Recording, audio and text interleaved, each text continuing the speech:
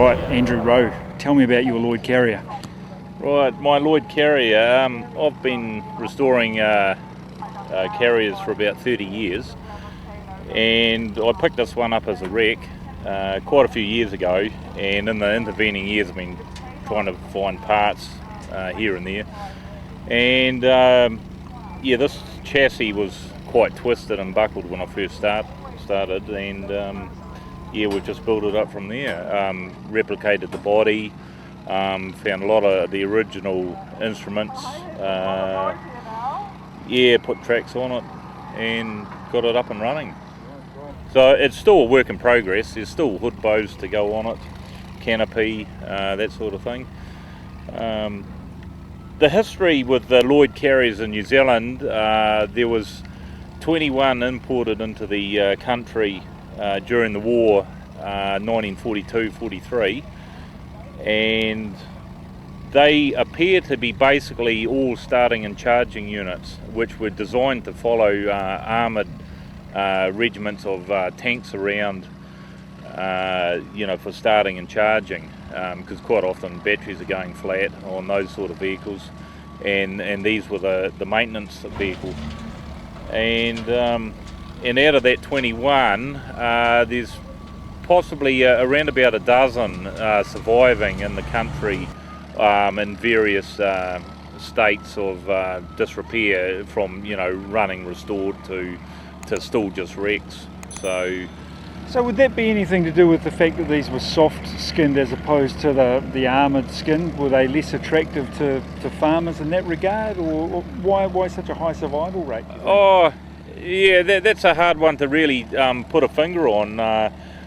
Really, these were designed off a truck chassis with a soft skin body, fabricated sheet metal, whereas you get the universal carriers were quite, you know, from 1/4 inch to 1/2 inch thick material, and yeah, it's just an anomaly that you know, there's out of the percentage, you know, there's 50% surviving sort of thing. Yeah, so there's no rhyme or reason to it. So that's what it is. Yeah.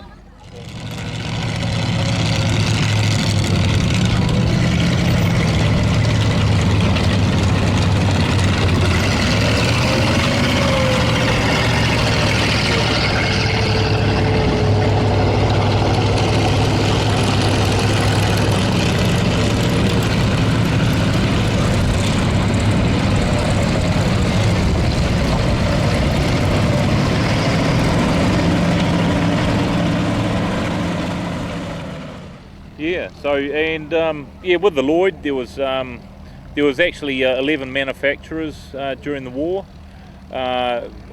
all based in England, and the particular ones that came to New Zealand, if you want to get technical with the specifications, you know, they were under contract number 2415.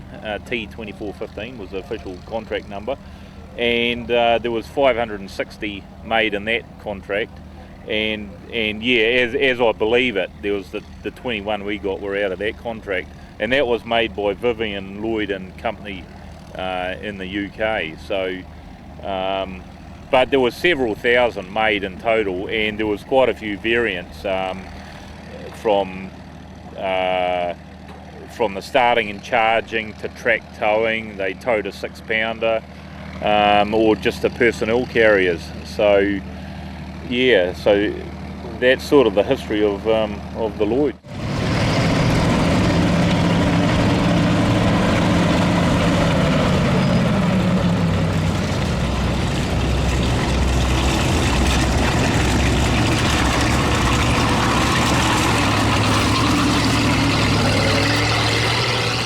So how long have you had this one?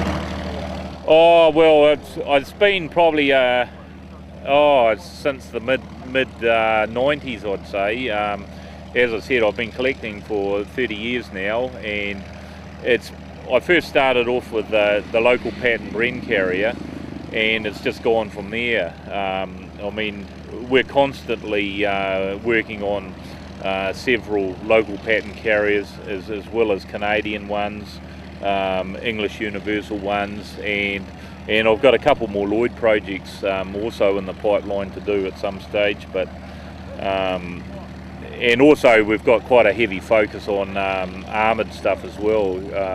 We're working on Valentines, a Covenanter tank, which is that's quite a rare tank in itself. There's only 4 left surviving in the world on that one. And this year we hope to do a couple of Stuart tanks for the lineup too. So. The post-war history of this one, do you have any idea of what it was used for post-war? No real post-war history other than a lot of these machines.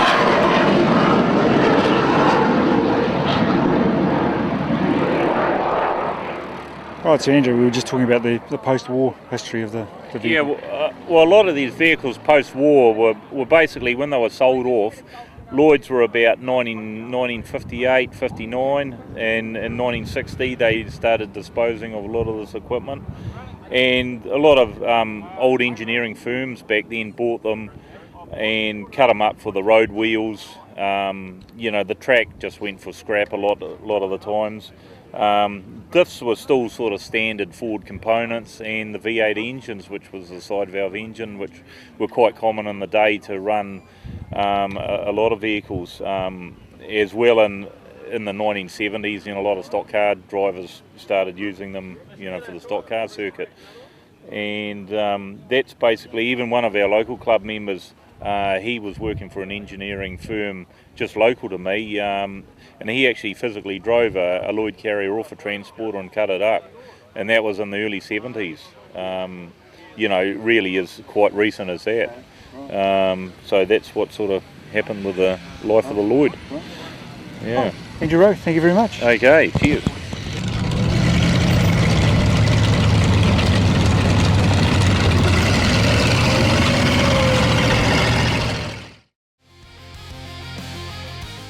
Please like this video, hit the subscribe button, and come back to Steel, Steam and Diesel on a regular basis. We've filmed a lot of this material over the last 20 years, and there's a lot in our archive that we're going to be releasing on this channel moving forward.